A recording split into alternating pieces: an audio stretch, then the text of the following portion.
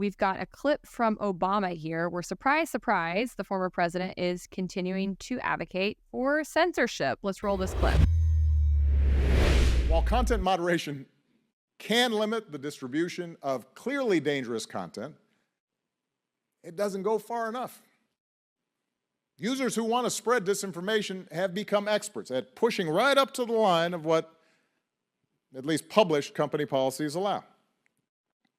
And at those margins, social media platforms tend not to want to do anything. Not just because they don't want to be accused of censorship, because they still have a financial incentive to keep as many users engaged as possible. Now, some companies have been taking the next step in managing toxic content, experimenting with new product designs that, to use just one example, add friction to slow the spread of potentially harmful content. And that kind of innovation is a step in the right direction. It should be applauded. But I also think decisions like this shouldn't be left solely to private interests. These decisions affect all of us. And just like every other industry that has a big impact in our society, that means these big platforms need to be subject to some level of public oversight and regulation. So, Brad, I have such a beef with this because I'm a huge proponent of actual free speech, Section 230, and the free market. And everything he just said is a complete attack on all three of those things. And yet he's once again bringing these under the guise of really being concerned with information and disinformation and national security. And I'm fed up with these people, to be frank.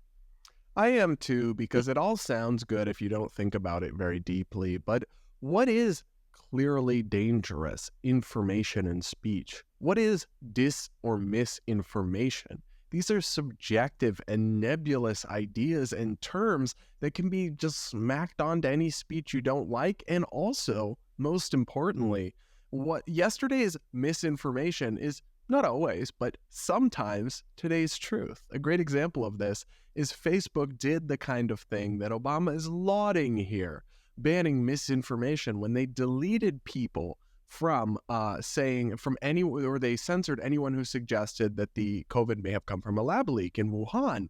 Now, many government agencies believe that's the most likely cause of the pandemic. But that misinformation turned out to be true, and they tried to throttle it. And he calls the throttling of misinformation an innovation that should be applauded.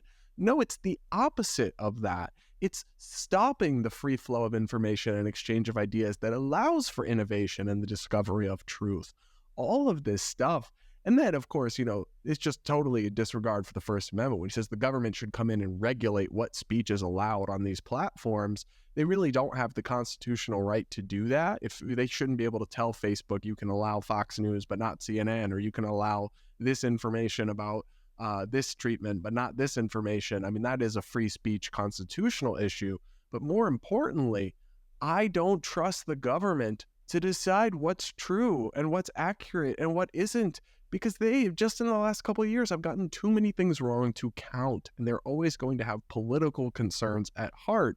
So to me, this all sounds very good. It sounds like neoliberal and technocratic, and like they're going to solve problems through putting the experts in charge, but it's actually a recipe for suppression and for regressive authoritarianism in many ways. So I just find this kind of stuff chilling, frankly.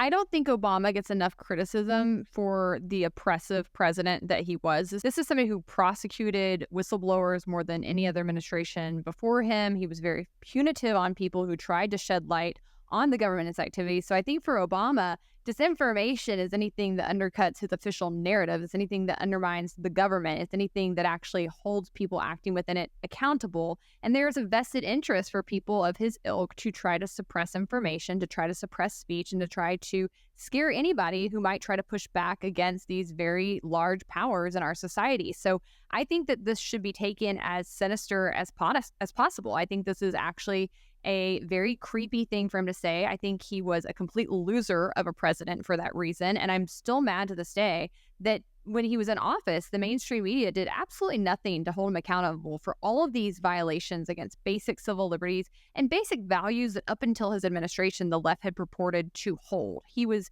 such a hypocrite on everything from these types of issues to war powers to just basic human ethics. And I really think that it's disgusting he's not been held more accountable. His Nobel Peace Prize needs to be stripped from him.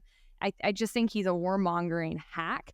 And, he's a great public speaker and he's very likable when he speaks. And I think that's helped him to sort of be able to come out and say these kinds of things and it not sound as menacing as it actually should to people. But what he's saying is he wants to come in and use the government to force companies and the free market to suppress the speech of citizens.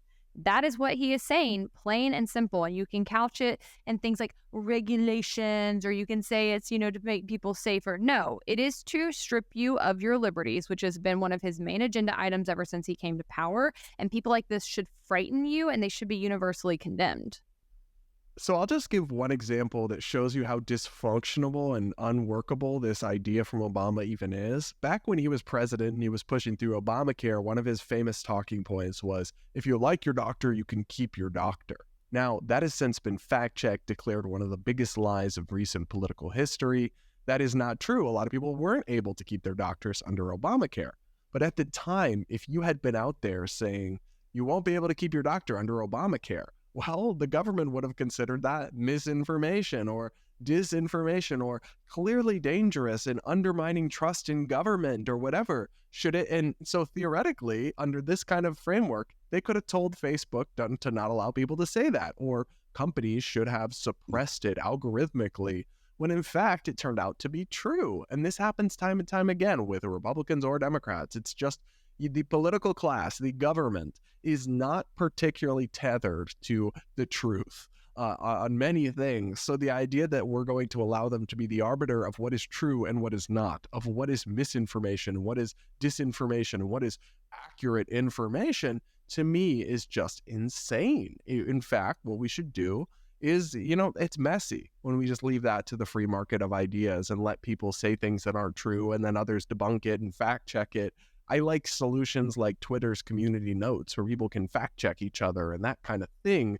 And it's not a perfect system. Like, false ideas spread and bad things get said. And yes, look, it was once considered misinformation and blasphemy to suggest that the earth was not the center of the universe, that the sun was, right? And that sounds like an ancient example because it is, but it also, we see that play out today with things like the lab leak and other things. So we can't have any one entity, whether it's big tech or the government, as the arbiter of truth in our society. We need to let people speak freely and spread bad or false ideas and let other people shine a light with truth. And then the truth will emerge in the end over time, much better than in this kind of Orwellian system Obama envisions.